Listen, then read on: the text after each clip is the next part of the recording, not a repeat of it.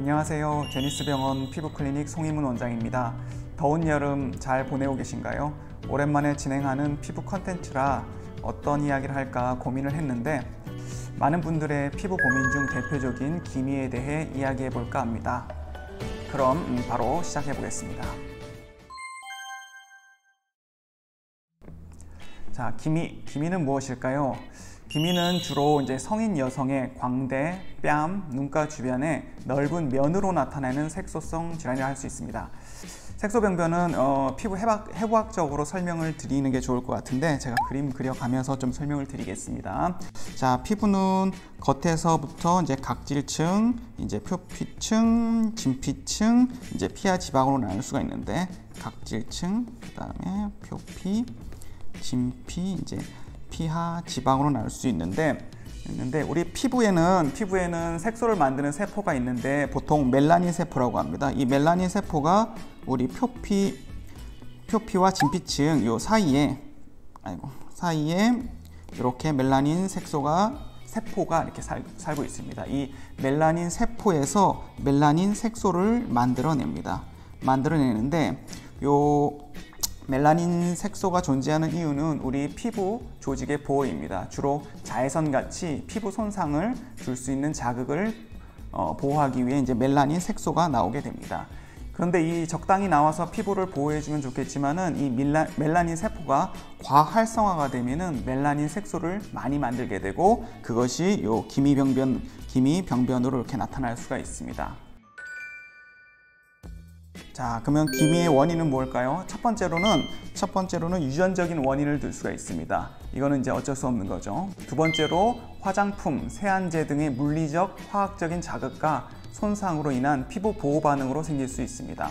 보통 기미가 생기는 연령이 주로 여성분들이 화장을 시작하는 나이와 연관이 있습니다.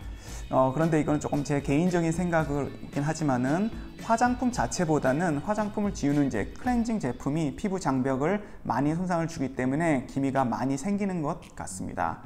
보통 아무리 좋은 클렌징 제품이라도 대부분 계면활성제가 들어가 있고 이런 물질들이 피부에 상당한 자극과 손상을 주게 됩니다. 세 번째 기미의 원인은 자외선입니다.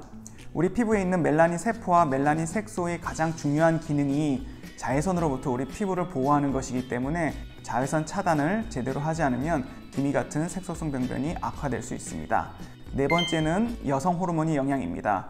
보통 기미가 발생하는 나이가 여성 호르몬이 많이 나오는 20에서 50대입니다. 그리고 폐경이 지나고 나이가 점점 많아지면서 기미가 자연적으로 호전되는 경향을 보이는 것으로 보아 여성 호르몬의 영향을 많이 받는다고 생각이 됩니다. 자, 기미는 이제 완벽한 제거 어렵고 치료하는 데 시간이 오래 걸리는 다소 힘든 이제 질병인데 그렇다면 이제 기미 치료는 어떻게 하느냐? 가장 중요한 것은 앞에서 설명드린 원인을 피하는 것입니다. 첫 번째 유전적인 요인이라고 말씀드렸죠. 이것은 어떻게 할 방법이 없겠습니다. 두 번째 원인 화장품, 클렌징 제품으로 인한 피부 장벽 손상입니다. 우리가 살아가면서 화장을 안 할 수는 없겠죠. 하지만 이제 기미 치료를 위해서 혹은 기미 예방 차원에서는 화장을 시작하는 나이를 최대한 늦게 하는 것이 좋을 것이고 화장을 하더라도 최소한으로 해서 클렌징 제품을 조금이라도 적게 사용할 수 있는 것이 좋겠습니다. 세 번째는 자외선 차단입니다. 이게 정말 중요합니다.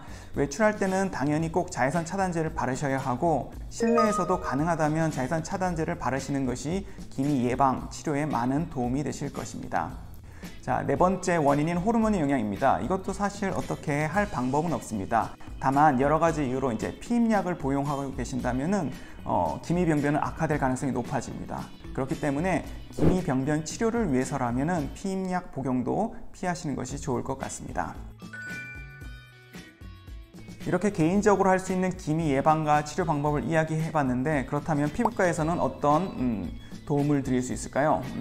기미 등 색소성 병변 치료는 여러 가지 방법으로 치료가 저희 이제 제니스에서 진행 중입니다. 첫 번째로는 레이저 치료입니다. 자, 이거 그림을 그리면서 한번 설명을 드릴게요.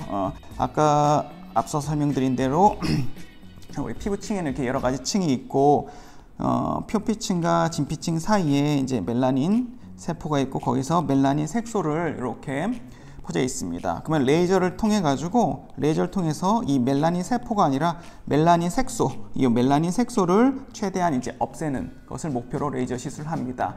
하지만 보통 이제 기미가 심하신 분들은 여기 그림에서 보시는 표피와 진피층에 있는 요 기저층이라고 있는데 이 부분이 상당히 약해져 있습니다.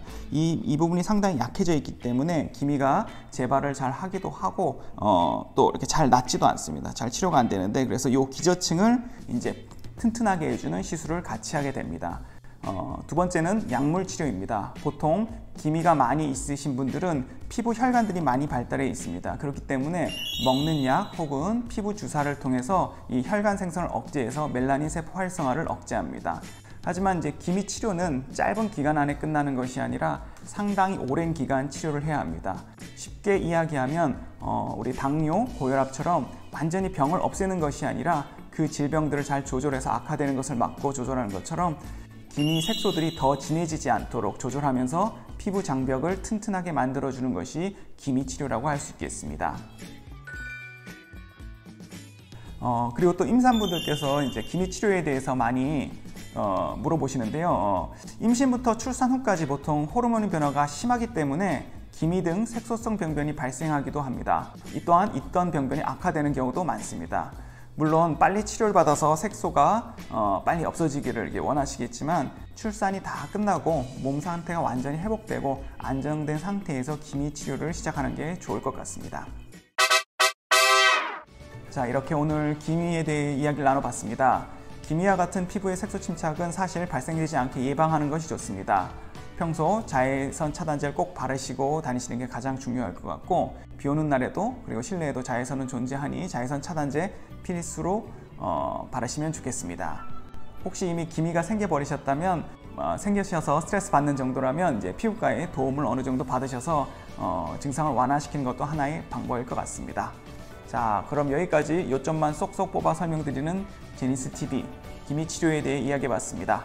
궁금한 부분이 있으시면 언제든지 댓글로 문의 주시기 바랍니다. 그럼 다음에 또 뵙겠습니다. 감사합니다.